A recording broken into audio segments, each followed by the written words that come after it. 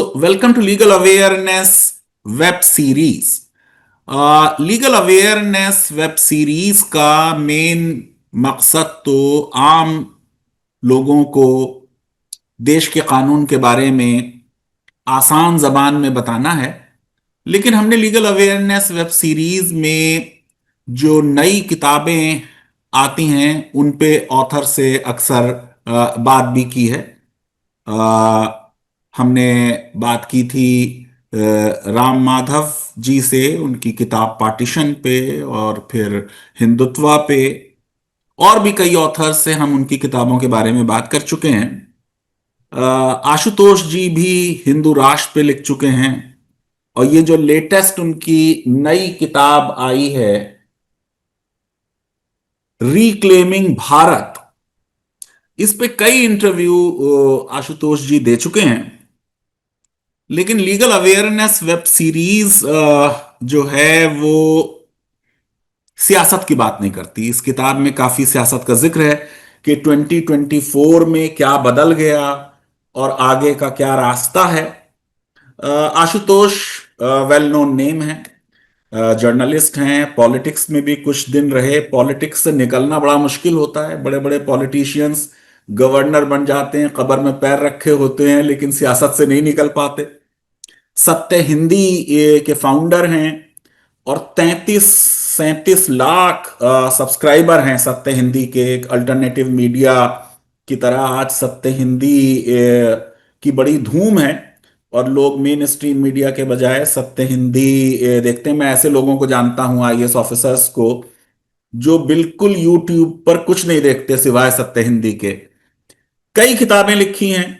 मैंने हिंदू राष्ट्र की किताब का जिक्र किया, फिर क्राउन प्रिंस और the gladiator and hope battle for change. Anna के ऊपर किताब लिखी। कई किताबों के ऑथर हैं, हम उन्हें टीवी चैनल्स पे डिफरेंट चीजों पे देखते रहते हैं। कई बार मेरा इंटरव्यू किया है। आज जरा रिवर्सल ऑफ रोल्स है, तो मैं कुछ सवालात उनसे उनकी किताब के बारे में पूछना चाहता हूं। देखिए, मैं तो आशुतोष किसी पॉलिटिकल पार्टी का ना मेंबर हूं, ना मैंने अपने जीवन में अब तक कोई भी पॉलिटिकल पार्टी की रैली या मीटिंग अटेंड नहीं की। तो आपकी इस किताब में जो पॉलिटिकल मुद्दे थे उन पे कई इंटरव्यू हो चुके हैं, उनके बारे में बात नहीं होगी। लेकिन मैं क्योंकि संविधान का अध्यापक हूं और विद्यार्थी हूं, और पॉलिटिक्स और संविधान बहुत क्लोजली जुड़े हुए हैं, ये कहना कि कोई संविधान पढ़ा सकता है विदाउट पॉलिटिक्स जरा मुश्किल काम है। फिर भी हम पॉलिटिक्स और पॉलिटिकल मुद्दों को भी संविधान की नजर से देखते हैं। अब सबसे पहला जो मेरा प्रश्न आएगा वो आपकी किताब के टाइटल में जो वर्ड भारत आया है। जाहिर है कि संविधान ने कहा आर्टिकल 1 में India that is Bharat. RSS के second in command professor Rajendra Singh ने कहा था कि it should be Bharat that is Hindustan. Hindu Mahasabha का जो संविधान 1944 का था, उसने हिंदुस्तान फ्री स्टेट कहा था, भारत नहीं कहा था। और इस संविधान के बनने में जाहिर है कि वीडी सावरकर का अहम रोल था, और सावरकर से बढ़कर कौन हिंदुत्व का आइकन हो सकता है। तो शेक्सपियर ने कहा after all what is there in name, but हम बहुत ऑब्सेस्ड हैं नामों से, इसलिए जगहों के नाम बदलते रहते हैं, और उससे शायद कुछ वोट वगैरह भी मिल जाते हैं। मैं आपसे आशुतोष ये जानना चाह रहा हूं कि देखिए, अभी पिछले 1-1.5 साल में कभी यहां तक बात हुई कि सबने कह दिया कि साहब भारत ही आएगा हर जगह शब्द, तो कहा जाने लगा साहब प्रेसिडेंट ऑफ भारत, जो कि संविधान में नहीं है। अगर हिंदी में अनुवाद है संविधान का तो भारत का राष्ट्रपति होगा, भारतीय राष्ट्रपति होगा। मैं आपसे ये जानना चाह रहा हूं कि ये किससे रिक्लेम करना चाह रहे हैं आप भारत? भारत पर किसी विदेशी ताकत का कब्जा नहीं है। हम एक संप्रभु राष्ट्र हैं, और ना अंदर से कोई भारत को क्लेम कर सकता है कि मेरी मोनोपोली है भारत पर, और ना भारत किसी विदेशी शक्ति को अलाउ करेगा कि वो हमारे ऊपर या हमारे देश के फैसलों पर हावी हो जाए, जिससे हमें उसे रिक्लेम करना है। तो आप ने जो ये टाइटल लिया है, ये आप किससे रिक्लेम करना चाह रहे हैं भारत को? आप अनम्यूट हैं शायद। फैजान भाई, बहुत बहुत शुक्रिया।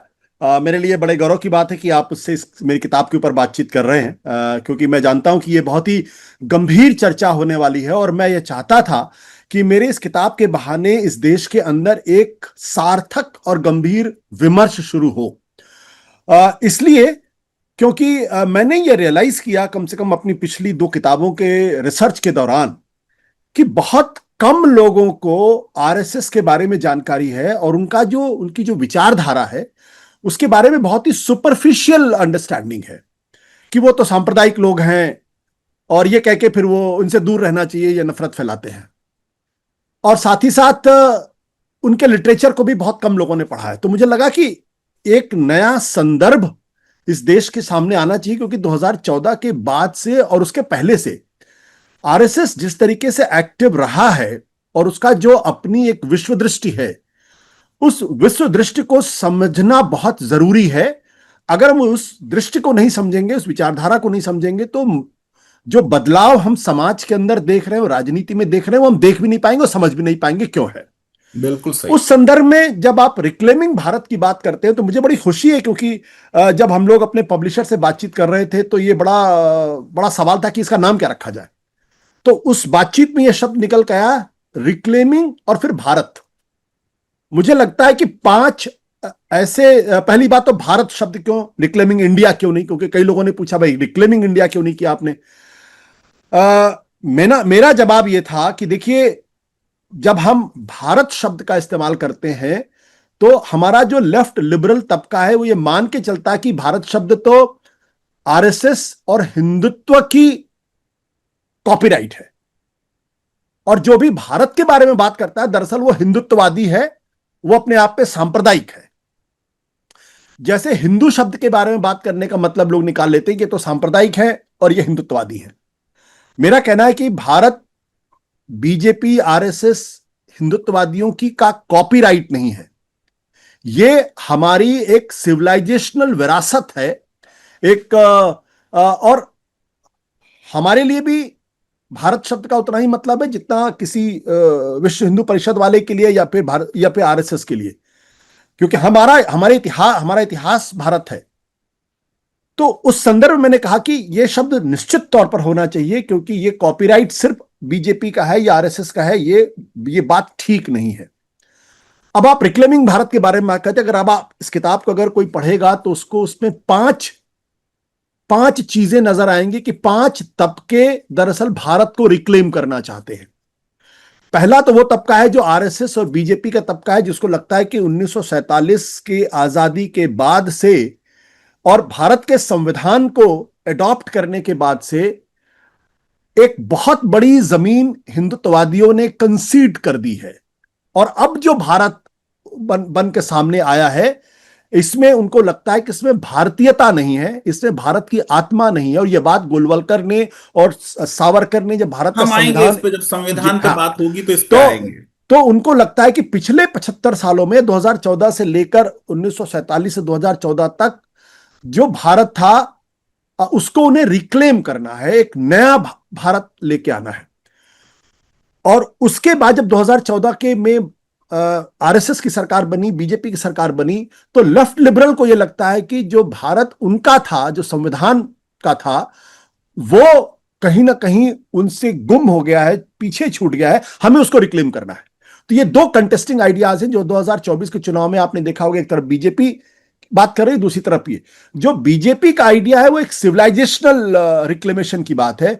जो इंडिया गठबंधन या विपक्ष का आइडिया है वो बेसिकली कॉन्स्टिट्यूशनल रिक्लेमेशन की बात, एक तरीके से आप उसको कह सकते हैं, हमको उस कॉन्स्टिट्यूशन को रिक्लेम करना है। अब इसके अलावा तीन सोशल ग्रुप्स हैं।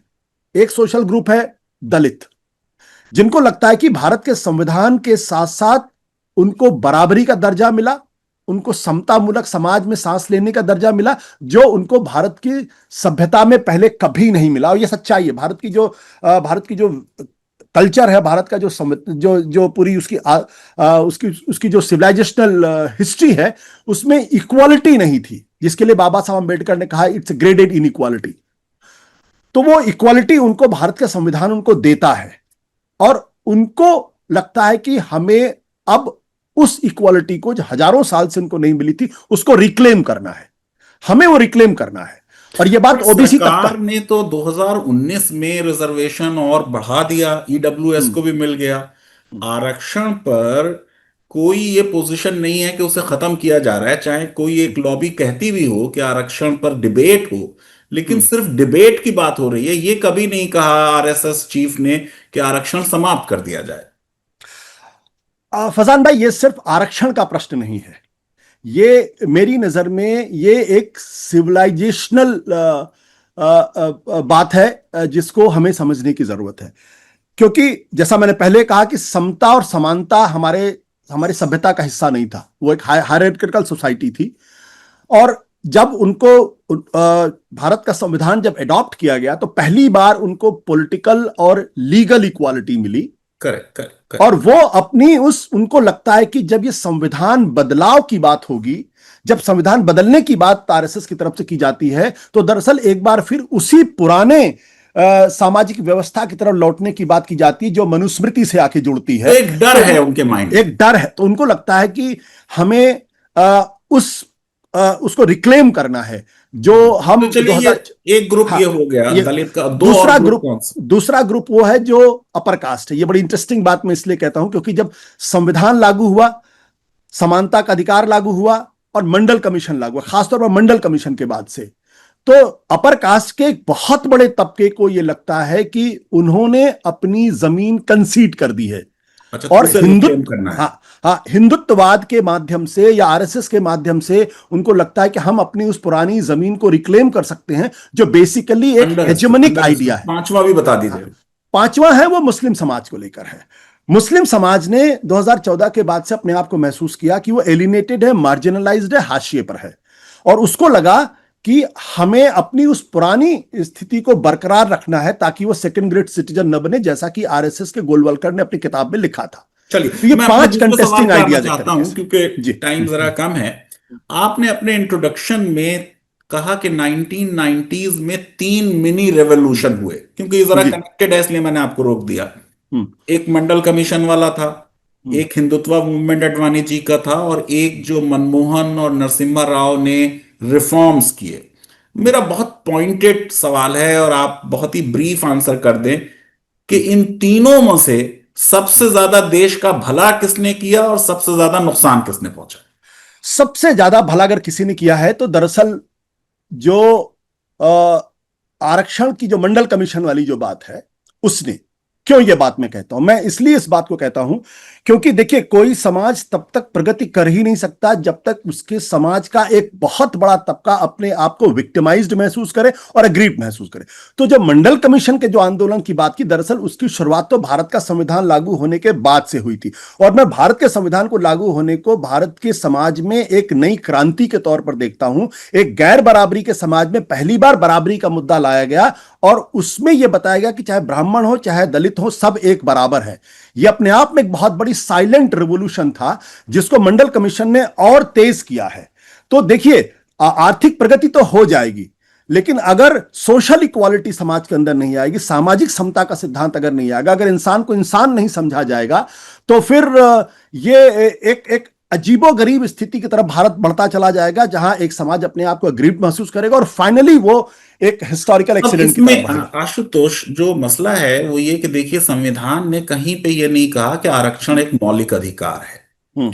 और जो हमारे नीति निर्देशक तत्व हैं, उसमें ये कहा गया कि भाई स्पेशल मेजर्स लिए जाएंगे socially and educationally backward classes के लिए, इन पर्टिकुलर फॉर एससीज एंड एसटीज। हम्म। तो 1990s तक आते आते एससीज एंड एसटीज के लिए तो रिजर्वेशन सेटल्ड था। ये जो एक्सटेंशन ऑफ रिजर्वेशन शुरू हुआ, इसने क्या समाज को बांटा आप सोचिए कि कितने लोगों ने सेल्फ इमोलेशन किया था हम्म, मंडल कमीशन के इम्प्लीमेंटेशन पर। आप इसको तीनों में से कह रहे हैं कि सबसे ज्यादा इसने देश का भला किया, बट हम्म, एक व्यू यह है कि इससे हमारा कास्ट सिस्टम खत्म होने के बजाय हम्म। और ज्यादा सख्ती से रिवाइव हो गया कास्ट आइडेंटिटी। देखिए, ये जो माफ करिएगा, लेकिन ये जो पूरी सोच है, ये दरअसल हिंदू समाज का जो वर्चस्ववादी तबका है, जो अपर कास्ट है, ये वो उसकी सोच है।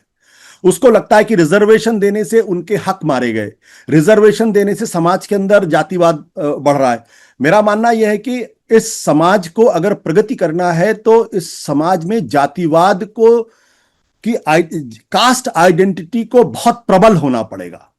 दलितों को अपनी कास्ट आइडेंटिटी बहुत प्रबल करनी पड़ेगी, ओबीसी को अपनी कास्ट आइडेंटिटी बहुत प्रबल करनी पड़ेगी, और अपनी आइडेंटिटी को लेकर उनके अंदर गौरव का भाव पैदा करना होगा और गौरव होना पड़ेगा कि अगर मैं दलित हूं तो मैं किसी हीनता का शिकार नहीं हूं, मैं विक्टिम नहीं हूं सोसाइटी का।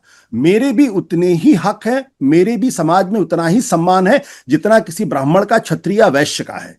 जब तक ये कास्ट आइडेंटिटी एक, और जब ये बात आएगी तो कंटेस्टेशन होगा, क्योंकि जो वर्चस्ववादी ताकतें हैं, जातियां हैं, वो अपने वर्चस्व को नहीं छोड़ेंगी, उनके बीच में एक संघर्ष की स्थिति पैदा होगी। डेमोक्रेसी में वो संघर्ष पीसफुली रिजॉल्व होना चाहिए और होगा भी रिजॉल्व, जैसा कि बहुत सही। अमेरिकन अमेरिकन सोसाइटी के अंदर हुआ, ब्लैक एंड व्हाइट के बीच का झगड़ा हुआ और मार्टिन लूथर किंग जैसे लोगों का, माल्कम मार्क्स जैसे लोगों का कत्ल हुआ। हम नहीं चाहते वहां ऐसी स्थिति पैदा हो, लेकिन वहां भी अभी तक ब्लैक एंड व्हाइट के बीच का झगड़ा चल रहा है, क्योंकि एक तबका है जो ब्लैक्स को इंसान नहीं मानता। हमारे यहां भी वो स्थिति। तो जो लोग ये जो अमेरिकन सुप्रीम कोर्ट का जजमेंट है ये 1854 का कि ब्लैक्स जो हैं हम्म, वो इंसान नहीं है, कोई ऐसा हम्म, राइट नहीं है जो इंसानों का हो वो उनको भी मिल जाए। बट हम्म, मुझे ये बताइए कि क्या आपने ये तो कहा कि सबसे ज्यादा इससे फायदा हुआ, क्या ये कास्ट सेंसस के बाद दोबारा मंडल पॉलिटिक्स रिवाइव हो गई? मुझे पॉलिटिक्स में नहीं हम्म, हम्म, इंटरेस्ट है, हम्म, हम्म, हम्म, लेकिन वो बात जो आप कह रहे हैं कि समाज में एक इक्वालिटी जब ही आएगी हम्म, जब वो लोग जो शताब्दियों से कुचले हुए, दबे हुए, शोषित हैं, उनको समानता मिले। और मैं उसको हम्म, एक कॉन्स्टिट्यूशन की डिबेट की तरह देख रहा हूं कि सब्सटेंटिव इक्वालिटी जो है हम्म, वो तभी होगी जब इन लोगों को जो हैव्स नॉट हैं उन्हें ऊपर लाया जाए। हम्म, हम्म, और आरक्षण एक एक्सेप्शन नहीं है समानता का, बल्कि एक्सटेंशन है उसका। हम्म, हम्म, तो जब ये पोजीशन पिछले 1 डेढ़ साल में कास्ट सेंसस के अगेंस्ट थी, अब उसको एक्सेप्ट कर लिया गया है। तो आपको लगता है कि फिर से मंडल लेवल वाली जो डिबेट है और कॉन्स्टिट्यूशनल हम्म, डिस्कोर्स है, हम्म। वो मेरिट वर्सेस रिजर्वेशन शुरू होगा? देखिए, मैं ये कहता हूं कि ये मंडल 3.0 है। मंडल 1 वो है जब मंडल कमीशन लागू हुआ और उसके बाद आपने देखा कि सामाजिक एक एक सोशल डिस्टेबलाइजेशन देखने को मिला, जो पॉलिटिक्स में भी आया, और उत्तर प्रदेश जैसे राज्यों के अंदर अपर कास्ट के लिए अपनी सरकार बनाना बहुत मुश्किल होता है। उसके बाद 2014 में जब भारतीय जनता पार्टी की सरकार आई और आरएसएस ने एक नया एक्सपेरिमेंट किया, उन्होंने मंडल 2.0 किया और हिंदुत्ववाद के तहत जो ओबीसी और पिछड़े तबके थे उनको अप्रोप्रिएट करने की कोशिश की और काफी हद तक उनको कामयाबी भी मिली। लेकिन 10 साल के बाद अब इस तबके को लगता है कि उनका इस्तेमाल किया गया है, और वो जो है उनको जो सोशल इक्वालिटी नहीं बल्कि फ्रेटर्निटी, जो जो जो डिग्निटी के साथ जो उनका साथ ट्रीटमेंट हो रहा है वो नहीं हो रहा। अब जब कास्ट सेंसस की बात आई है तो मंडल 3.0 की बात है, जिसमें अ, अगर आप ध्यान से देखें तो चाहे समाजवादी पार्टी हो या आरजेडी जो सबसे बड़े एक्सपोनेंट हैं, वो सिर्फ दलित और पिछड़ों की बात नहीं कर रहे हैं, वो उस मंडल में सबको साथ लेकर चलने की बात करते हैं, A to Z की बात कर रहे हैं, वो पीडीए की बात कर रहे हैं। तो ये मंडल पॉलिटिक्स का एक तरीके से नया एक्सटेंशन है। जैसे हिंदुत्ववाद ने 2014 के बाद से अपने आप को एक्सटेंड करने की कोशिश की और जो विचारधारा अपर कास्ट की विचारधारा मानी जाती थी, उसने दलितों और पिछड़ों को भी अपने साथ लाने की कोशिश की। तो मेरे ख्याल से ये 3.0 है, और ये एक इसका एक आर्थिक अर्थ भी, आर्थिक एंगल भी आएगा। और उसके साथ साथ जो दलितों, अति दलितों, पिछड़ों, अति पिछड़ों की बात है, उसके अंदर भी एक नई चेतना का उभार हो रहा है। कहीं ऐसा तो नहीं कि जिन ताकतों ने, अपर कास्ट की जिन ताकतों ने हमेशा हमारे हकों को मारा, ओबीसी के अंदर भी कहीं वो ताकतें, वो जातियां बहुत मजबूत हो जाए और हमारा हक मारा जाए। मैं समझ इसके गया, क्योंकि हम सोशल जस्टिस की बात कर रहे हैं आशुतोष, तो मैं जरा सा सरप्राइज हुआ हम्म, कि आपने कहा अपने इंट्रोडक्शन में ही बुक में हम्म, हम्म, कि कांग्रेस का सोशल जस्टिस कभी प्लैंक नहीं रहा है।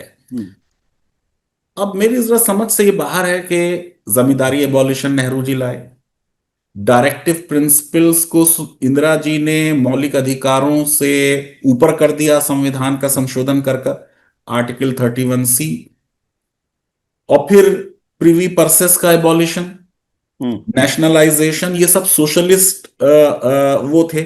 फिर अमेंडमेंट हुआ, आज उस अमेंडमेंट पे चर्चा हो रही है, हम कुछ जिक्र करेंगे बाद में उसका, जी, कि उन्होंने कहा कि साहब national resources are to be so distributed as to subserve the common good, और कंसंट्रेशन ऑफ वेल्थ नहीं होना चाहिए। ये सब तो सोशलिज्म है। हम्म, और फिर आपने आगे जाके चैप्टर में कह दिया कि साहब नेहरू जो थे उनकी तो नेचुरल एफिनिटी थी पुअर से। हम्म। तो ये कैसे आप कह रहे हैं कि कांग्रेस का सोशल जस्टिस प्लैंक नहीं था, और अब जब उन्होंने ये कास्ट सेंसस वाला इशू पिक किया है तो अब इस प्लैंक को उन्होंने ओन किया है? जरा इसको थोड़ा देखिए, क्लैरिफाई कर दें प्लीज। मुझे मुझे लगता है कि ये सबसे कठिन सवाल है, लेकिन इसका जवाब बहुत स्पष्ट है मेरे दिमाग में। और थोड़ा सा ये कॉम्प्लेक्स और बड़ा कॉम्प्लिकेटेड भी ये सवाल अपने आप में है। देखिए, अगर हम कांग्रेस की पूरी पॉलिटिक्स को ध्यान से देखें, तो कांग्रेस ने संविधान लागू होने के पहले और संविधान लागू होने के बाद कभी भी आइडेंटिटी पॉलिटिक्स उस तरीके से नहीं की जिस तरीके से करनी चाहिए, जिस तरीके से बीजेपी ने आइडेंटिटी पॉलिटिक्स को पूरी तरीके से स्थापित किया। करनी चाहिए बल्कि मतलब आपको लगता है आइडेंटिटी पॉलिटिक्स अच्छी चीज है? हमारे ख्याल से करनी चाहिए। देखिए, मैं इसमें कभी बहुत लंबी चौड़ी में बातचीत कर सकता हूं, लेकिन अगर आप इसलिए जो प्रीवी पर्स का सवाल है, या नेशनलाइजेशन ऑफ बैंक का सवाल है, या संविधान को सेकुलर बनाने का सवाल है, ये सवाल बहुत महत्वपूर्ण है। लेकिन ये सवाल कहीं ना कहीं इकोनॉमिक्स से डिटरमाइन होते हैं। जो हमारे हिंदू समाज का जो 70% समाज है या 80% समाज है, उसकी प्रॉब्लम इकोनॉमिक्स है, लेकिन उससे ज्यादा प्रॉब्लम उसकी सोशल डिग्निटी का सवाल है, उसकी आइडेंटिटी का सवाल है। जिस सवाल को कांग्रेस के समानांतर तौर पर राम मनोहर लोहिया उठा रहे थे, जब वो सोशल जस्टिस की पॉलिटिक्स की बात कर रहे थे, ओबीसी पॉलिटिक्स की बात कर रहे थे, जब वो नारा उन्होंने बड़ा मशहूर नारा दिया था, देखिए मेरे दिमाग से उतर गया, उसकी बात कर रहे थे। तो वो जो जो कांग्रेस की जो पॉलिटिक्स थी, वो ये चाहते थे कि दलित, पिछड़े और सारे समाज के लोग एक बराबर आ जाएं, समाज में उनका सम्मान हो। लेकिन जिस एग्रेसिव तरीके से जो आइडेंटिटी पॉलिटिक्स की जानी चाहिए थी, वो उन्होंने नहीं की। अब राहुल गांधी को, बल्कि आप कहा होगा, राजीव गांधी ने संसद के अंदर खड़े होकर मंडल कमीशन के रिकमेंड को इम्प्लीमेंटेशन का विरोध किया था, और कांग्रेस पार्टी कभी स्पष्ट स्टैंड नहीं ले पाई मंडल कमीशन के मसले पर भी और अयोध्या के मसले पर भी। अब राहुल गांधी ने जितनी मजबूती के साथ कहा है कि ये कास्ट सेंसस होना चाहिए, और क्योंकि उनको इस बात का, इसके दो अर्थ हैं, एक, वो कास्ट पॉलिटिक्स करके कांग्रेस की खोई हुई जमीन लाना चाहते हैं, और साथ ही साथ ओबीसी तबके के अंदर एक नई चेतना का संचार भी करना चाहते हैं। इसीलिए अगर आप देखें, संविधान का जो सवाल है, वो दलितों के अंदर एक नई चेतना पैदा करता है और उनको सजग करता है, और जो कास्ट सेंसस का सवाल है, वो एक तरीके से ओबीसी तबके की तरफ को मैं एड्रेस यही पे करता है। पूछ लूं आपसे आशुतोष, आपको लगता है कि क्या भारत में वाकई चुनाव लोग इसलिए लोग वोट देते हैं कि इस पार्टी का मैनिफेस्टो अच्छा है? आपने कहा कांग्रेस का मैनिफेस्टो रेवोल्यूशनरी था, या हम्म, संविधान को कोई खतरा है? हम्म, ये कहाँ इलेक्शन में आम इलेक्टोरेट के लिए ये मुद्दा बनता है, या ऐसे ही हम टीवी चैनल्स पर बैठ के कहते हैं कि लोगों को बड़ा खतरा है कि संविधान बदल दिया तो क्या होगा? अगर ऐसा होता तो फिर तो हमारी डेमोक्रेसी में जो रैंकिंग होती वो हम्म। स्कैंडिनेवियन कंट्रीज के बराबर होती। ये बात सच है कि मैनिफेस्टो के आधार पर चुनाव नहीं होता। मुझे ये बात कंसीड करने में कोई कोई प्रॉब्लम नहीं है। लेकिन ये कहना कि मुद्दों का असर लोगों के ऊपर नहीं होता, मैं इस बात से सहमत नहीं। जो कांग्रेस पार्टी का जो मैनिफेस्टो था, दरअसल मैंने रेडिकल डॉक्यूमेंट क्यों कहा, क्योंकि वो जो सोशल जस्टिस की पॉलिटिक्स को एक नए आयाम तक ले जाना चाहता है। वो ये कहता है कि जो 50% की जो सीमा है वो हटनी चाहिए। वो ये कहते हैं प्राइवेट सेक्टर में रिजर्वेशन होना चाहिए। अब ये जो दो अवधारणाएं हैं। मैं आशुतोष आपको रोकूंगा यहाँ पे। हम्म। हम्म। आप ये बताइए कि संविधान में जो संशोधन हम्म। मनमोहन सिंह की सरकार ने किया हम्म। 2005 में, उसमें ऑलरेडी लिखा हुआ है कि प्राइवेट सेक्टर में भी रिजर्वेशन हो सकता है। हम्म। तो डिबेट कहाँ है? अगर करना है तो कर ले, देखिए। संविधान तो उसकी इजाजत दे रहा है। उस रिजर्वेशन का प्रावधान जो को अपहोल्ड भी कर दिया गया अशोक ठाकुर हम्म। के केस में, गो के जस्टिस हम्म। दलवीर भंडारी का उस पर डिसेंट है। हम्म। लेकिन ये कि आप सोचिए कि प्राइवेट सेक्टर, कुछ बात होगी आपसे इस हम्म। पे, लेकिन ऐसा आप बताइए कि क्या वही एक सॉल्यूशन है समाज में जो शोषित वर्ग है उसको मेन स्ट्रीम में लाने का? बुरा ना मानिएगा, मुझे इस शब्द पर आपत्ति है कि शोषित शब्द को, शोषित तबके को मेन स्ट्रीम में लाना। मुझे लगता है ये डिबेट अब ये डिबेट बहुत आगे निकल चुकी है।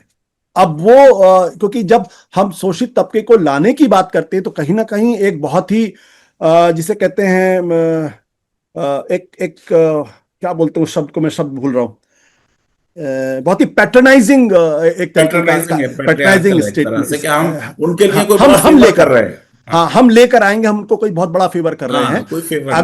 अगर आप संविधान लागू होने के बाद से अगर आप देखें, बल्कि आजादी की लड़ाई के पहले से अगर आप देखें, तो दलितों पिछड़ों के अंदर जो चेतना है, अब वो स्वाभाविक तौर पर अपने अधिकारों के प्रति सचेत हैं और वो अपना अधिकार मांग रहे हैं और मजबूती के साथ उसकी लड़ाई भी लड़ रहे हैं। ये जो भाव, इसलिए मैंने कहा कि हमारा जो ये संविधान की जो पूरी डिबेट है या फिर जो सोशल जस्टिस की डिबेट है, अगर हम इसको सिर्फ आजादी आजादी के अलावा संविधान के संदर्भ में, रिजर्वेशन संदर्भ में देखेंगे तो कभी नहीं समझ पाएंगे।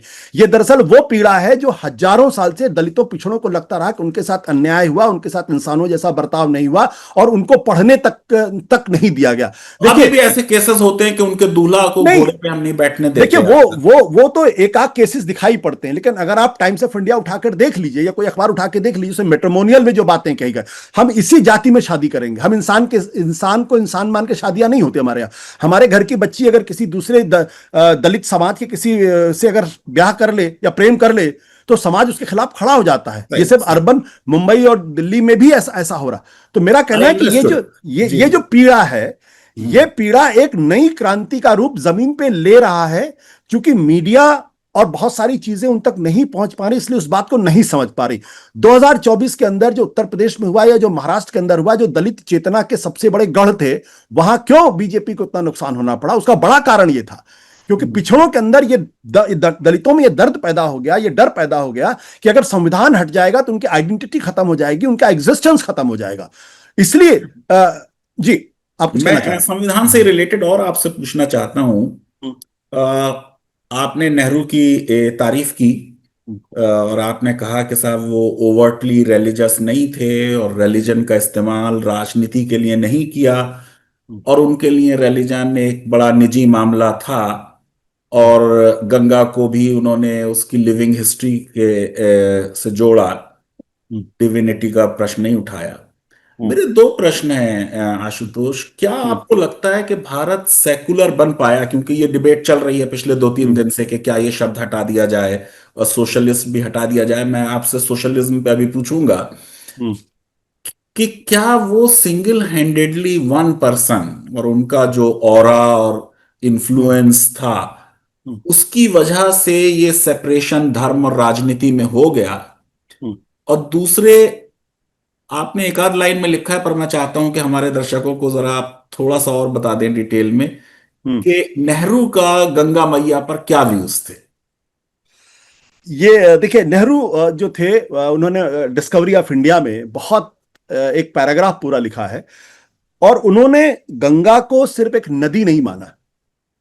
गंगा को उन्होंने दरअसल भारत के इतिहास से जोड़ा और भारत की स्पिरिचुअलिटी से उसको जोड़ा। अगर आप इजाजत दें तो मैं वो 4 लाइन में पढ़ भी सकता हूं। नहीं नहीं, कहते मुझे हैं, मालूम है वो, लेकिन हाँ हाँ, उसमें लाइन तो में वो, एक आखिरी शब्द भी जो है कि गंगा भारत का फ्यूचर भी है। अब आप हाँ सोचिए कि गंगा एक्शन प्लान और उसकी हाँ सफाई दशकों से चल रही है और हाँ हम कहीं पहुंच नहीं पा रहे हैं। हाँ देखिए, वो एक अलग अलग डिबेट है, वो जो एनवायरनमेंट से जाके जुड़ती नहीं है। नहीं, मगर गंगा का भारत के फ्यूचर में भी एक हाँ रोल है, मैं उसकी हाँ, तरफ। आखिर देश के प्रधानमंत्री को क्यों ये कहना पड़ता है कि मां गंगा ने मुझे बुलाया है? क्यों? क्योंकि गंगा भारत के इतिहास और भारत की संस्कृति का अन्वेषण विवेचना ही नहीं हो सकती अगर आप उससे गंगा को निकाल दें, खासकर करेक्ट, उत्तर भारत में। Correct, correct. तो गंगा गंगा सिर्फ सिर्फ हमारे लिए एक नदी नहीं है। गंगा हमारी आध्यात्मिक चेतना का एक बहुत ही उदात्त बिंदु भी है।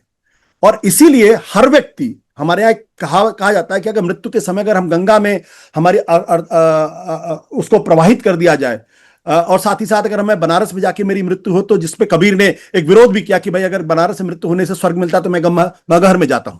तो इसलिए हम्म। गंगा सिर्फ एक नदी नहीं हमारे लिए, और गंगा का जो स्थान है वो स्थान भारत की दूसरी नदियों का है भी नहीं, होगा भी नहीं। इसलिए मैंने कहा गंगा हमारा हमारा अतीत नहीं है, गंगा हमारा वर्तमान भी है, गंगा हमारा भविष्य भी है। और भारत की कल्पना बिना गंगा के हो ही नहीं सकती है, क्योंकि गंगा का मतलब यह है वो भारत की जो स्पिरिचुअलिटी है उससे जाके जुड़ती है, माइथोलॉजी से जुड़ती है, हमारे हमारे सामूहिक विवेक से आके जुड़ती है, और हम उसके बगैर कल्पना नहीं कर सकते। इसलिए मैंने कहा कि राइट, नेहरू की सही। जो दृष्टि थी गंगा को लेकर, वो सिर्फ नदी की दृष्टि नहीं थी, बल्कि जब कमला की मृत्यु हो जाती है, कमला जी की मृत्यु हो जाती है, और अपने पब्लिशर को चिट्ठी लिखते हैं, उसके बाद की जो बात कहते हैं कि उनकी जो राख है उसको भी आप गंगा में प्रवाहित कर देना, और फिर एक शब्द का इस्तेमाल करते हैं, नोबल वाटर, नोबल रिवर। मतलब एक शब्द वो जो किसी बड़े व्यक्ति के लिए कह सकते हो, गंगा के लिए उस शब्द का इस्तेमाल नेहरू करते हैं। नहीं, और कुंभ में डुबकी भी लगाई थी नेहरू बिल्कुल, जी। कुंभ में डुबकी भी लगाई थी। जरा उसे पब्लिसाइज नहीं करते थे, हाँ मार्केटिंग में कमजोर थे। मार्केटिंग थोड़े कमजोर अच्छा, मैं फिर संविधान की तरफ आपको लाना चाहता हूं। जी। अब ये जो डिबेट चल रही है अभी हम्म सेकुलरिज्म पे और हिंदुत्व पे, तो आपसे प्रश्न करूंगा। हम्म लेकिन जैसे सोशलिस्ट शब्द है, हम्म 1991 से सारी इकोनॉमिक पॉलिसीज प्रो कैपिटल हैं, हम्म प्रो बिजनेस हैं। उन पॉलिसीज को सरकार ने बनाया, सुप्रीम कोर्ट ने अपहोल्ड किया। सुप्रीम कोर्ट ने कह भी दिया कि ये सोशलिज्म का मतलब वो सोशलिज्म नहीं है जो मार्क्स का सोशलिज्म है या क्लासिकल उसकी अंडरस्टैंडिंग है। हमारा सोशलिज्म अलग है, इसका मीनिंग बदलता रहता है, अभी पिछले साल के हम्म जजमेंट में। हम्म। तो अगर ये शब्द हट ही जाए, सोशलिज्म, तो कयामत कौन सी आ जाएगी? नहीं, मैं इसको क्यों हटाया जाए मेरा प्रश्न तो इसी बात को ले, भाई क्या सोशलिज्म ने आपका क्या बिगाड़ दिया है? सोशलिज्म ने आर्थिक नीतियों में, उस शब्द की वजह से आपकी आर्थिक नीतियों में बदलाव में तो कोई दिक्कत पैदा नहीं हुई। बल्कि जब इंदिरा गांधी ने 1976 में सोशलिज्म शब्द डाला, तो भारत में जो जो नई इकोनॉमिक पॉलिसी आई, वो राजीव गांधी के जमाने में हल्की सी शुरू हुई, और नरसिम्हा राव ने उसको पूरा एक विस्तार दे दिया। करेक्ट, तो उस करेक्ट। शब्द की वजह से कोई दिक्कत नहीं है। लेकिन दिक्कत क्या होती है जब हम सोशलिज्म शब्द को इकोनॉमिक्स से जोड़ देते हैं। सोशलिज्म सिर्फ इकोनॉमिक्स का मुद्दा नहीं है, सोशलिज्म एक, एक बराबरी का मुद्दा भी है। समाज के अंदर जो सामाजिक बराबरी का प्रश्न है, जो मार्क्सवाद में भी है, कि मार्क्सवाद सिर्फ नहीं, तो जब आर्थिक। प्रिएम्बल में justice social economic and political आ गया, और डायरेक्टिव प्रिंसिपल्स में डे वन से आ गया कि कंसंट्रेशन ऑफ वेल्थ नहीं होगा, हम्म हम्म और इकोनॉमिक रिसोर्सेस ऐसे डिस्ट्रीब्यूट किए जाएंगे, दे सब सर्व द कॉमन गुड, तो वो शब्द रहे ना रहे, जैसे फेडरलिज्म शब्द हाँ, नहीं है, सेपरेशन ऑफ पावर्स भी शब्द नहीं है। कहीं संविधान में ये नहीं लिखा कि leader of the majority party इन लोकसभा को प्रधानमंत्री बनाया जाएगा। तो संविधान में कोई शब्द होने या ना होने से इतना फर्क नहीं पड़ता। तो जो उस शब्द के होने का विरोध करते हैं, मुझे उनकी बात भी समझ नहीं आती, और जो उस पर इंसिस्ट करते हैं कि ये ना हटाया जाए, वो भी बात मुझे समझ में नहीं आती। अगर इससे हमारे देश का कुछ भला हो सकता है कि हटाने से, तो हटा लो। मैं ये जानना चाह रहा हूं कि क्यों अच्छा, अभी 4 महीने भी नहीं हुए हैं जब सुप्रीम हम्म कोर्ट ने ये कहा कि भाई ये दोनों शब्दों का भारत में मीनिंग अलग है और ये हटाए नहीं जा सकते। तो क्या हम जब ये डिबेट कर रहे हैं, हम हम्म क्या शाहबानों वाले पॉइंट पे नहीं है कि सुप्रीम कोर्ट के फैसले के विरुद्ध हम ये डिबेट कर रहे हैं? सुप्रीम कोर्ट ने तो कहा ये दोनों शब्द रहेंगे।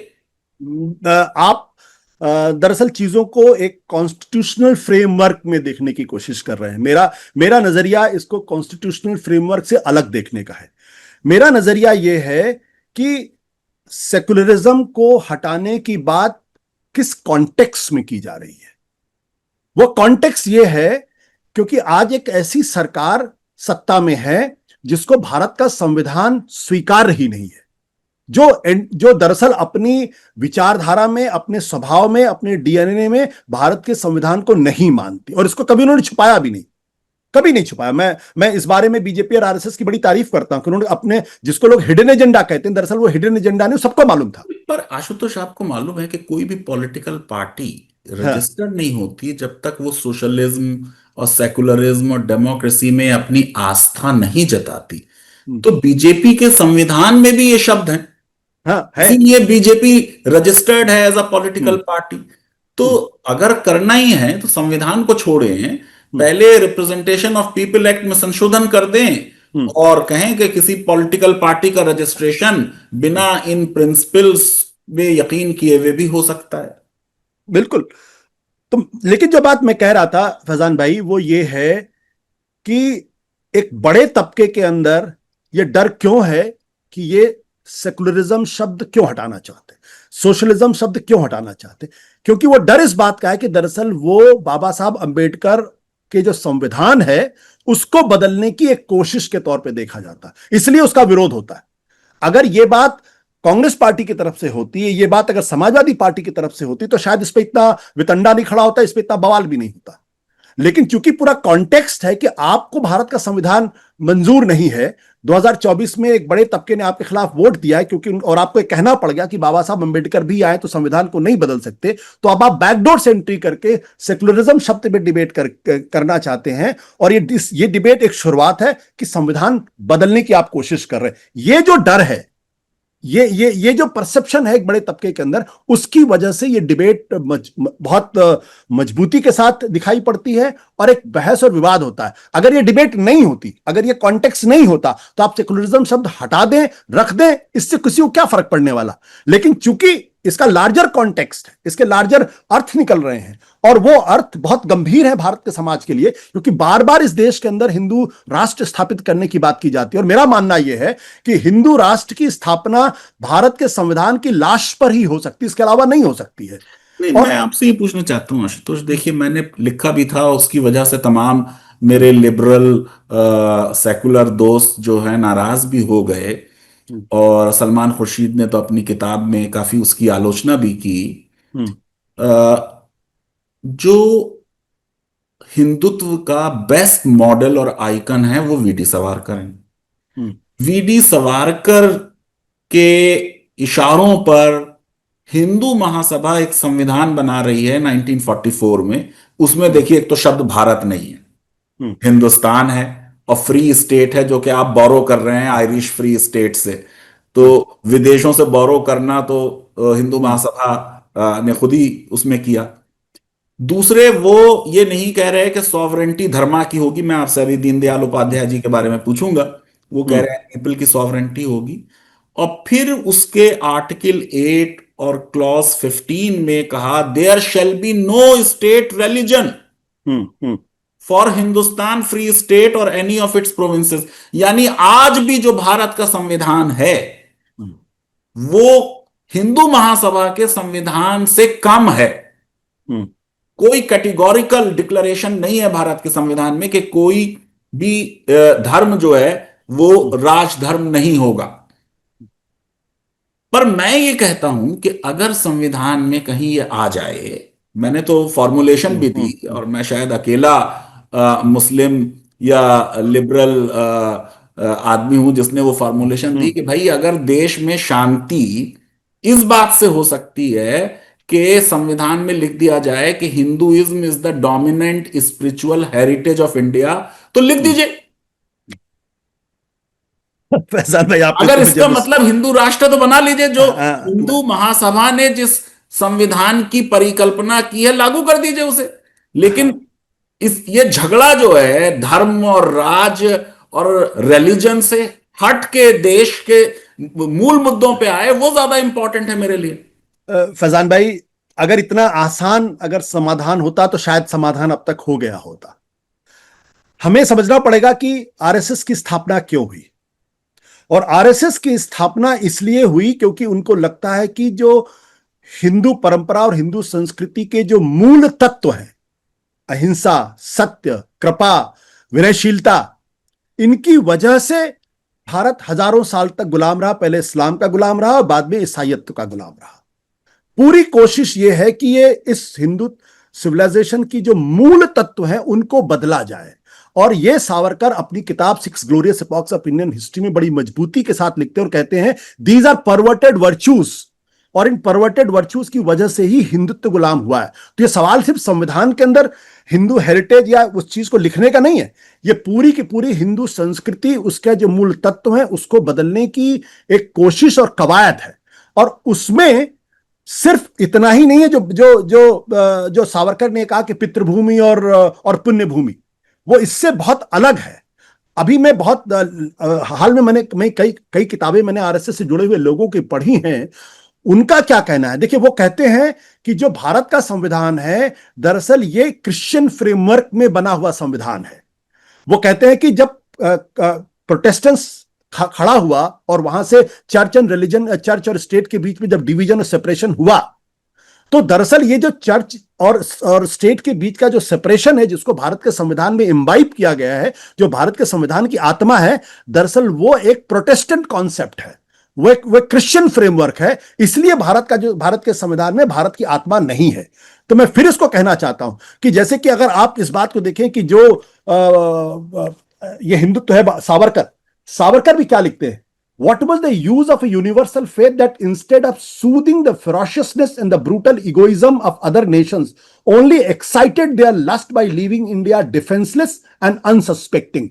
यानी उनका कहना है कि ये जो हमारे संविधान में हमारे जो संस्कृति में अहिंसा परमो धर्म की बात है, सत्यमेव जयते की बात है, वसुधैव कुटुंबकम की बात है, इसकी वजह से भारत जो है वो गुलाम। अच्छा, अगर ये तीनों चीजें निकाल दें तो फिर हिंदुइज्म क्या बचेगा? यही तो मेरा सवाल है। तो इसका मतलब आप कह रहे हैं कि जो हिंदुत्व है वो हिंदुइज्म से अलग है, और अब जो हम चाह रहे हैं वो नहीं है जो 5000 साल की संस्कृति है। फैजान भाई, पहली बात तो हिंदुत्व और हिंदुइज्म ये दो अलग अलग चीजें हैं। Hindutva is a political philosophy, is a political ideology. ने भी कहा है, उन्होंने भी लिखा है, Hindutva is a political ideology which uses Hindu religion for their own political benefit and for the construction of their utopia which is called Hindu राष्ट्र। हिंदुइज्म जो है वो दरअसल हमारी और आपकी परंपरा है, हमारी आपकी संस्कृति जो हजारों साल पुरानी है, जिसका हिंदुत्व से कोई लेना देना नहीं है। नहीं, मगर मैं आपसे ये भी पूछना चाह रहा हूं आशुतोष के फैजान भाई, एक मिनट में इसको हल्का सा जिक्र कर दूं कि देखिए जब मैंने कहा ना अहिंसा परमो धर्म, आरएसएस को गांधी से क्या प्रॉब्लम है? आरएसएस अशोक के बारे में क्यों नहीं बात करता? आरएसएस जैनिज्म के बारे में क्यों नहीं बात करता? आरएसएस बुद्धिज्म के बारे में क्यों नहीं बात करता? क्योंकि आरएसएस को यह लगता है, वो सिर्फ पिछले 1000 साल की हिस्ट्री के बारे में क्यों बात करता है? आरएसएस को यह लगता है कि जब हिंदू धर्म अपने उदात्त पे था, अपने शिखर पे था, तब जैनिज्म के अहिंसा ने और बुद्धिज्म के अहिंसा ने दरअसल उस हिंदू धर्म का नाश किया और वो एक तरीके से खत्म हो गया। और ये जो अहिंसा है वो समाज के अंदर कमजोरी पैदा कर रहा है। ये जो विदेशी ताकतें हैं, जो इस्लाम है, जो क्रिश्चियनिटी है, उनसे लड़ने में अपने आप को असमर्थ पाता है और हिंदुओं को भीरू और कमजोर बनाता है। उनको लगता है कि गांधी जी भी वही गलती कर रहे हैं जो अहिंसा के माध्यम से की गई है, और गांधी भी हिंदुओं को कमजोर बना रहे हैं। तो अगर गांधी हिंदुओं को कमजोर बना रहे हैं तो फिर हिंदू एक बार फिर आजादी के बाद उसी स्थिति में पहुंच जाएगा जैसे 1000 साल पहले वो पहुंच गया था और इस्लाम का हमला हुआ और फिर वो उसका गुलाम बन गया। तो मेरा कहना यह कि दरअसल ये उस पूरी की पूरी हिंदू संस्कृति के उस जिसको वो बहुत कमजोर मानते हैं, उसको चेंज करने का एक सिविलाइजेशनल प्रोजेक्ट है, जिसका संविधान से कोई लेना देना नहीं है, जिसका भारत के लोकतंत्र से कोई लेना देना नहीं है। और अगर इसके लिए उनको अगले 200 साल इंतजार करना पड़े तो 200 साल भी इंतजार करना चाहते हैं। और वो जो मैंने अभी कोट किया मैंने आपको कि वो कह रहे हैं ना द फेरोशियसनेस, इसीलिए इस संदर्भ में अगर आप देखें कि जब सावरकर अपनी किताब में एक जगह जिक्र करते हैं, जब शिवाजी नासिक के सूबेदार की जीतने के बाद नासिक के सूबेदार की बेटी या बहू लाई जाती है, उनको पेश की जाती है, तो शिवाजी कहते हैं कि नहीं, आप इनको सम्मान से वापस कर दिए। तब इस पर सावरकर आपत्ति करते हैं और सावरकर कहते हैं कि अगर मुसलमानों को और भारत पर हमला करने वाले आक्रांताओं को यह लगता कि अगर वो भारत पर हिंदुओं पर हमला करेंगे और हार जाएंगे तो उनकी बहु बेटियां सलामत नहीं होती, तो वो हिंदुस्तान पर हमला करने के बारे में 100 बार सोचते। क्योंकि उनके मन में यह डर नहीं था, इसलिए वे 3 बार हारते थे और फिर वापस आते थे और फिर अंत में जीत जाते थे। तो उनका कहना यह कि मैं आशुतोष आपसे ये पूछना चाह रहा हूं, ये फिर इसका मतलब हमारी हिस्ट्री की क्रोनोलॉजी की अंडरस्टैंडिंग गलत है। हम्म, अगर आप देखें हम्म, कि अशोका तो बहुत जल्दी आ जाएंगे, हम्म, हम्म, मौर्यन पीरियड है। हम्म, उसके बाद आप देखेंगे कि बुद्धिज्म भी है, हम्म, जैनिज्म भी है। ये सब हम्म, तो ईसा पूर्व छठी शताब्दी में दोनों धर्म आ गए हैं। हम्म, और जो मेन ग्लोरी का गुप्ता पीरियड आएगा, हम्म, वो तो आएगा गुप्तास के दौरान, जब 80s में आएगा। जब बुद्धिज्म और जैनिज्म है। हम्म, तो ये कहना कि इन दो धर्मों ने हिंदू डोमिनेशन को कम कर दिया, वीक कर दिया, हिस्टोरिकली भी सही नहीं होगा फिर शायद। देखिए, अब फिर तो बड़ी पुरानी बहस हो जाएगी, क्योंकि 182 बीसी में जो अशोक के पौत्र थे, जयव्रत क्या नाम था उनका, उनके सेनापति थे पुष्यमित्र शुंग, और उन्होंने जब राजा का कत्ल किया और फिर सत्ता अपने हाथ में ली, वो ब्राह्मण थे और उन्होंने दरअसल बुद्धिज्म का एक तरीके से नाश किया। वो कहते थे कि अगर आप 2 बौद्ध भिक्षुओं का सिर लेकर आएंगे तो हम आपको इतनी गिन्नियां देंगे। और उसके बाद का जो हिंदुइज्म है वो बुद्धिज्म और जैनिज्म के पहले के हिंदुइज्म से बिल्कुल फर्क है। जो जातिवाद आता है, जो अनटचेबिलिटी आती है, जो छुआछूत आता है, जो वेजिटेरियनिज्म आता है, वो नया हिंदुइज्म है। जब आप वेद में जाते हैं तो वहां आपको जातिवाद भी दिखाई नहीं पड़ता, वहां आपको वेजिटेरियनिज्म भी दिखाई नहीं पड़ता है।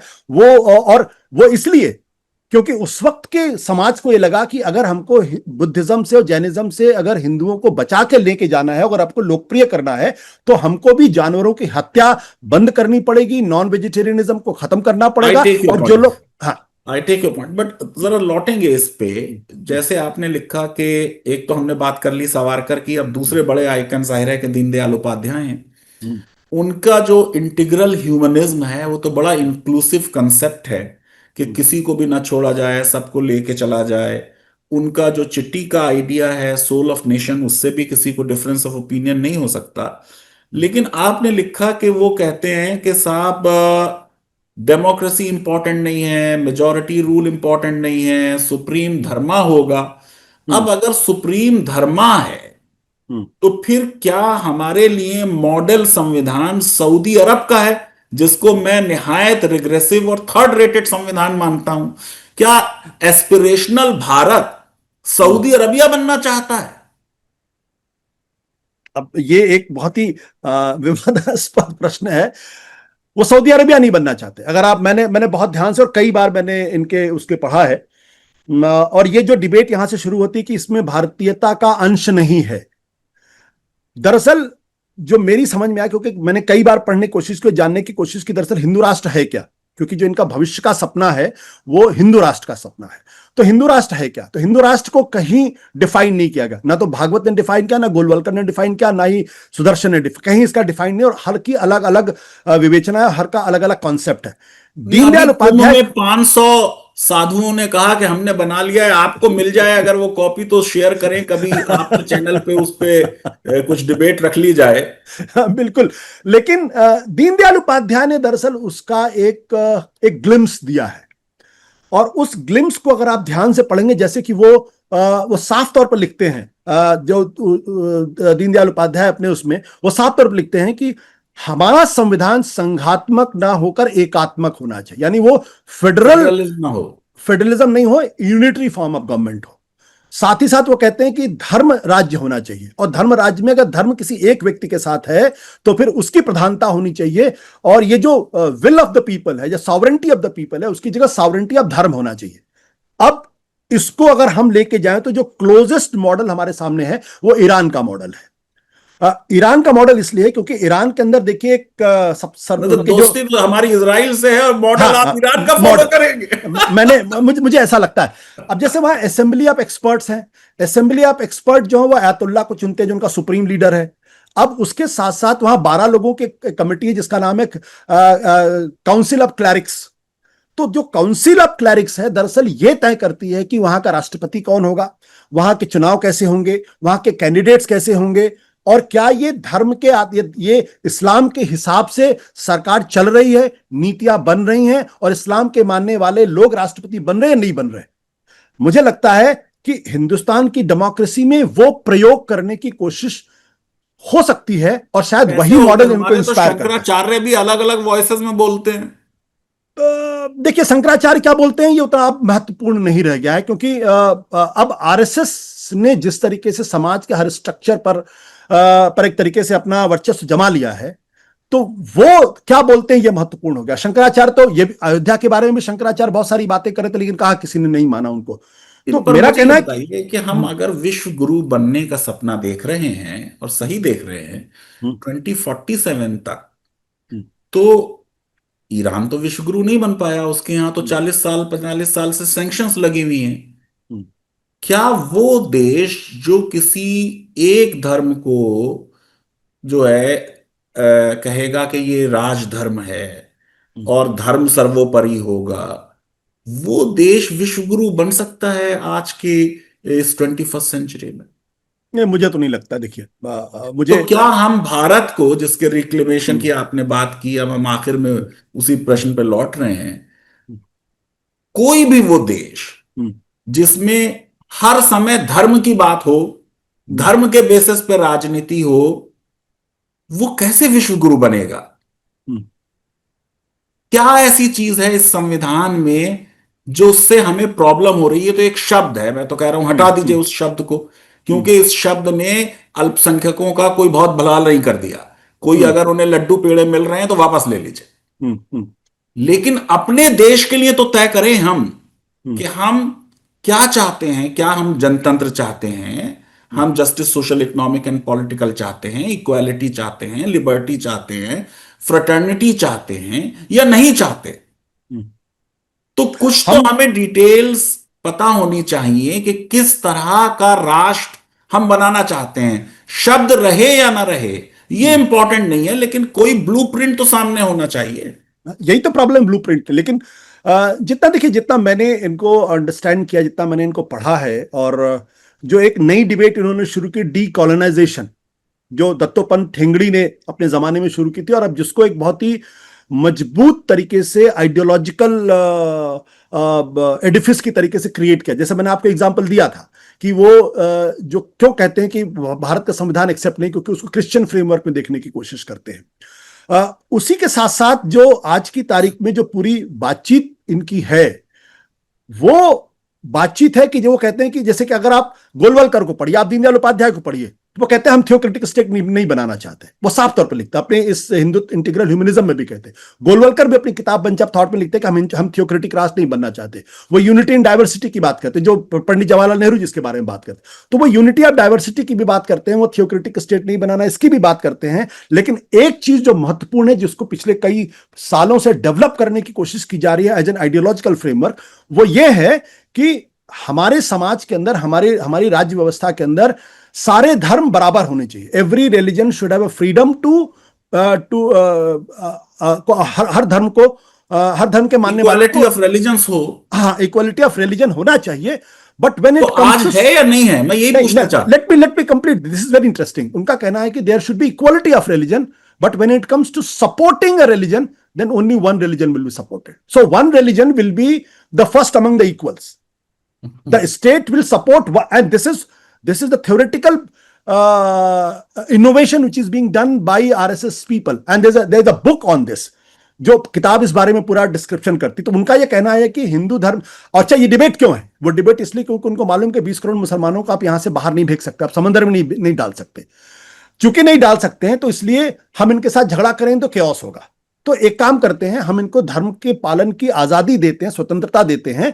लेकिन अगर ऐसी कोई स्थिति पैदा हो जाएगी जहां एक धर्म को सपोर्ट करने की बात है, तो फिर हिंदू धर्म को ही हम सपोर्ट करेंगे, हम किसी और को सपोर्ट।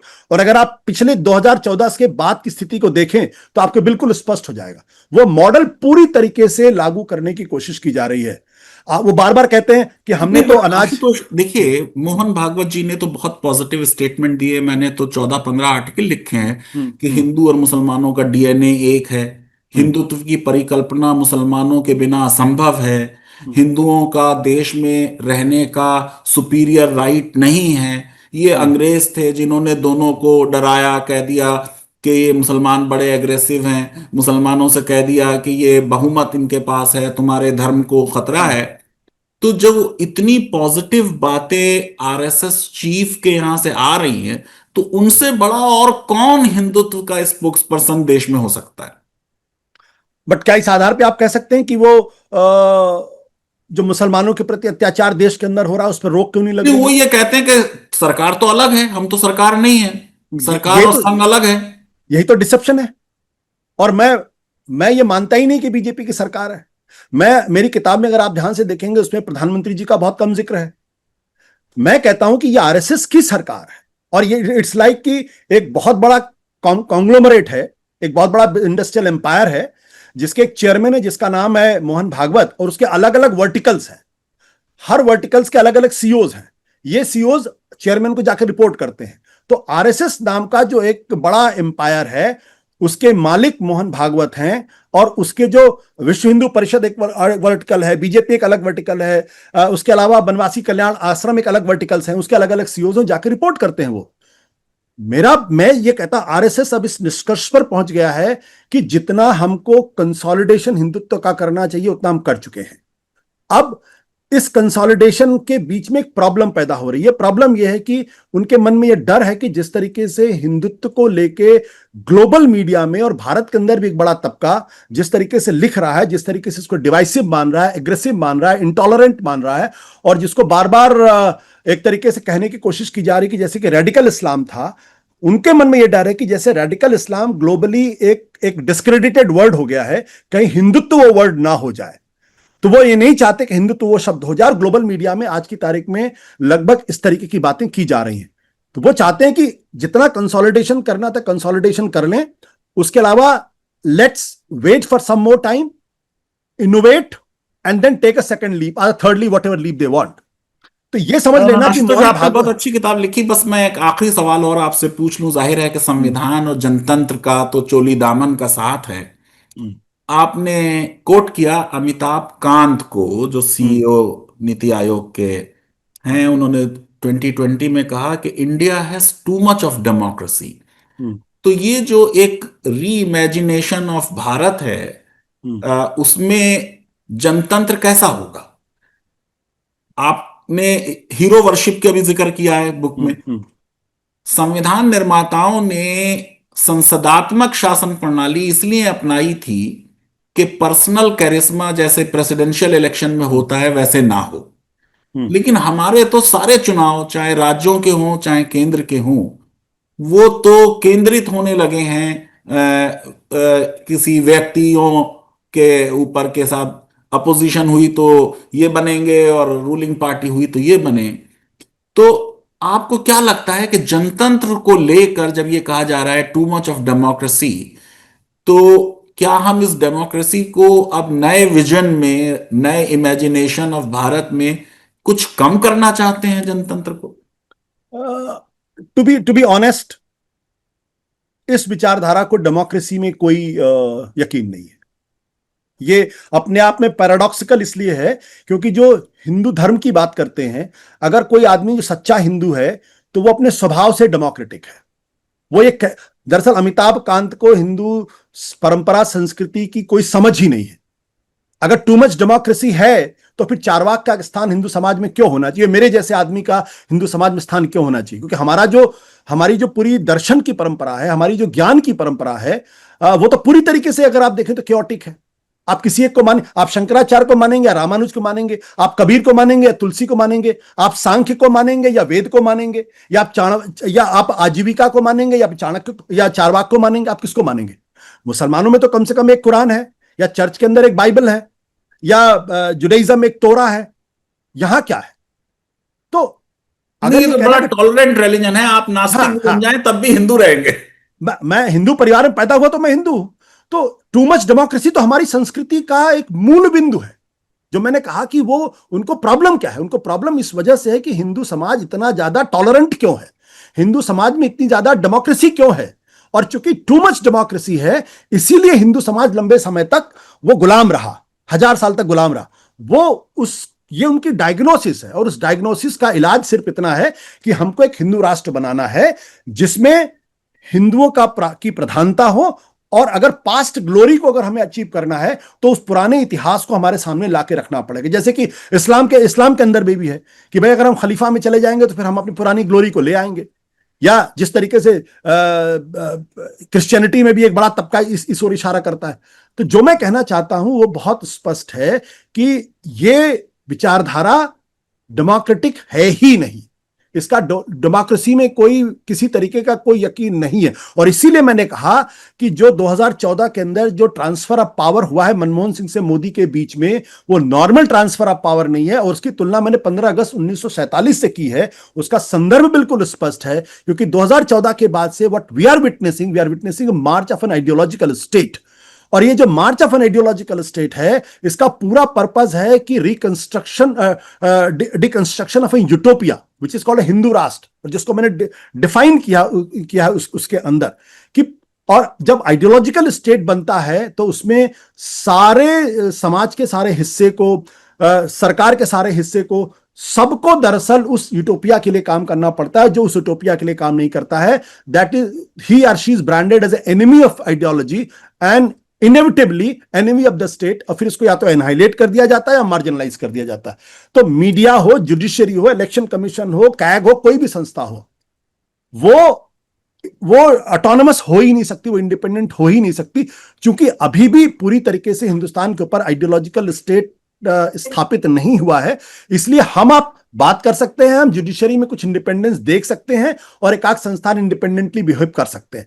अन्यथा आप सोवियत यूनियन को उठा के देख लीजिए, आप हिटलर के स्टेट को देख लीजिए, आप मुसोलिनी को देख लीजिए, आप ईरानियन रिवॉल्यूशन को देख लीजिए, जहां कहीं भी आइडियोलॉजिकल स्टेट है वहां मीडिया हो, जुडिशरी हो, इंस्टीट्यूशन से उनके पास कोई आजादी नहीं थी। तो मेरा यह कहना है कि जब हम इसको बहुत सुपरफिशियल तरीके से देखते हैं तो ऐसा लगता है कि एक सरकार आई, दूसरी सरकार चली गई। मैं उसको उस तरीके से नहीं देखता हूं। और पूरी किताब का हमारा मकसद सिर्फ ये था कि लोग इस चीज को समझें और फिर उसके हिसाब से रिएक्ट करने की कोशिश करें कि मीडिया जिस तरीके से बिहेव कर रहा है वो क्यों उसका कैरेक्टर पूरी तरीके से चेंज हो गया, क्योंकि स्टेट का कैरेक्टर चेंज हो गया। तो मेरा जो पूरा आर्गुमेंट ये है कि दरअसल हम जब तक इस विचारधारा और उस विचारधारा के जो निहितार्थ हैं, जब तक हम उसको नहीं समझेंगे तब तक हम इस डिबेट को नहीं समझ पाएंगे कि संविधान को लेकर जो सवाल खड़ी की जा रही हैं, मीडिया को लेकर जो सवाल खड़ा किया जा रहा है, जो जुडिशरी को लेकर जो सवाल खड़ा किया जा रहा है, माइनॉरिटीज के प्रति जिस तरीके के व्यवहार, वो नहीं समझ पाएंगे। तो हमें इसको समझना पड़ेगा। और मैंने बहुत क्लियरली इसके 7-8 बिंदु, अगर आप मुझे 30 सेकंड दे तो मैं करूंगा कि जब हम मार्च ऑफ एन आइडियोलॉजिकल स्टेट की बात करते हैं तो जो मैंने पहले कहा कि आइडियोलॉजिकल स्टेट का मतलब है बहुत क्लियरली डिफाइंड आइडियोलॉजी, वो हिंदुत्व है। उसके अलावा जो ट्रांसफर ऑफ पावर है वो एक्सेप्शनल है। तीसरा, नेचर ऑफ द स्टेट पूरी तरीके से बदल गया है। चौथा, जो स्टेट है उसका काम है reconstruction of the collective mind of the people, role of propaganda, कि आपको एक विचारधारा के प्रति लोगों को समझाना पड़ेगा। पांचवा, this is a kind of a revolution which we have to understand, not exactly the left revolution but a right wing revolution. छठा पॉइंट जो है वो ये कि this ideological state are always in a state of war, वो हमेशा state of war में, इसलिए उनकी जो फ्रेजियोलॉजी है, एनिमी ऑफ द स्टेट, आप पाकिस्तान परस्त हैं, आप पाकिस्तान के आए हैं, आप चीन हैं, आप देशद्रोही हैं, आप गद्दार हैं, ये फ्रेजियोलॉजी हमने 2014 के पहले नहीं सुनी थी। जब आप स्टेट ऑफ वॉर, और स्टेट जो हमारा मौजूदा स्टेट है it's an state of war, और इसलिए है क्योंकि मोहन भागवत कहते हैं कि 1200 सालों से हिंदू और मुसलमान के बीच में एक कंटिन्यूअस वॉर है, और ये वॉर हिंदू हारना अफोर्ड नहीं कर सकता है। और जो हमारी इंटरनल वीकनेसेस हैं हमें उसको खत्म करना पड़ेगा और हमें हर हालत में जीतना पड़ेगा। जब मैं ये बात कह रहा हूं इंटरनल एनिमी की बात, तो आपको अच्छी तरीके से याद हो जाएगा मैं इतिहास के किसी एक सरकार और किसी कैरेक्टर के बारे में बात कर रहा हूं।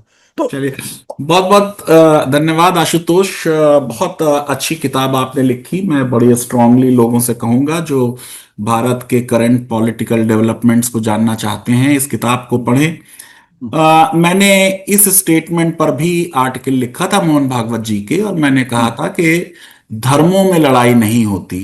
हम्म हिंदू धर्म में रामायण में लड़ाई हुई, तब तक इस्लाम पैदा भी नहीं हुआ था। हम्म। कलिंगा वॉर भी जो हुई थी, वो इस्लाम धर्म के और ईसाई धर्म की पैदाइश से पहले ही हुई थी, भारत में ही हम्म हुई थी। दूसरे, विदेशी हाथ वाली बात हम इंदिरा जी के दौरान भी बहुत सुन चुके हैं। लेकिन भारत की विदेश नीति में बार बार ये बात कही गई कि हम किसी को डोमिनेट नहीं करना चाहते, हम्म हम पीसफुल को एग्जिस्टेंस में यकीन रखते हैं। अब पॉलिटिक्स में जरूर किसी की कुछ ना कुछ मजबूरियां रही होंगी, जिसकी हम्म वजह से हमारा संविधान कुछ कहता है और हमारा पोस्चर कुछ है, और हम अपने इलेक्टोरेट को कुछ बताते हैं। पर वो लीगल अवेयरनेस वेब सीरीज का डोमेन नहीं है। आशुतोष उसके माने हुए खिलाड़ी हैं। तो मैं बहुत धन्यवाद करना चाहता हूं कि आपने हमारे लिए समय निकाला, और मेरी शुभकामनाएं और लीगल अवेयरनेस की आपके साथ हैं। हमारे दर्शक बहुत इंटरेस्ट से सत्य हिंदी की ऑब्जेक्टिव एनालिसिस सुनते हैं। आपकी और किताबें भविष्य में आए, उन पर भी आपसे इसी तरह की एकेडमिक बातचीत होगी। बहुत बहुत धन्यवाद आशुतोष। बहुत बहुत धन्यवाद फैजान भाई, बहुत बहुत धन्यवाद। बहुत मजा आया आपसे बातचीत करके। Thank you. और कुछ मेरे दिमाग में भी बहुत सारी क्लैरिटीज आई आपसे समझ के बातचीत। बहुत बहुत शुक्रिया। Thank you. Thank you very much.